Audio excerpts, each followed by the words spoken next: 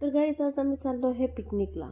आणि ती पिकनिक अशी तशी नाही, आपल्या एकविरा आईची आणि हा खोडकर मुलगा आमचा आहे बरोबर. आणि काय तुम्हाला सांगू, आज तर मज्जाच मज्जा आहे.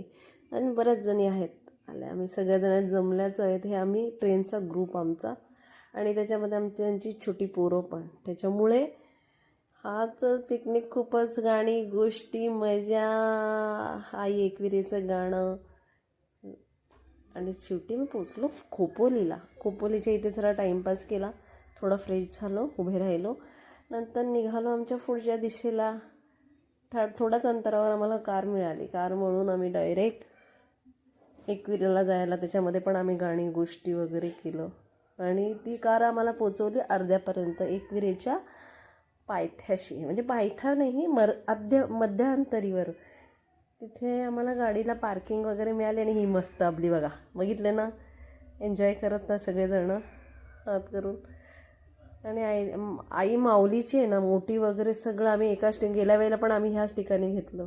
आज पण ह्याच ठिकाणीच आम्ही जाऊन पुढच्या प्रवासाला परत चालू. देवीच्या पायऱ्या अजून ज्या आहेत अजून ते चढून आईचं शेवटी आमचं दर्शन करायला आम्ही पुढे निघालो.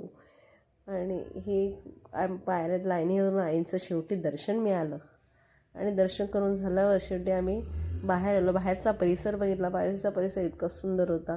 सगळे हळदी कुंकवाने मस्त हे केलेलं. आणि ही आपली आई माऊली उदो उदो. आणि हे लेण्याद्री आहे, लेणी आहे, ती सुंदर आहे, ते एक नंबर बघण्यासारखी आहेत.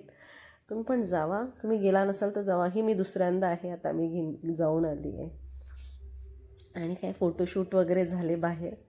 मस्त मळमट लावलेला आहे कुंकवाचा देवीचा. तिथूनच होता ते डोकं टेकवलं की पळमट होतं. तर चला आता परतीचा झाला तयार जाण्यासाठी आपल्या घरी. मध्येच प्रसाद वगैरे वाटेत सगळं खाण्याच्या गोष्टी, प्रसादाच्या गोष्टी सगळे घेऊन आपण निघालो. तर बाय. एंड इथेच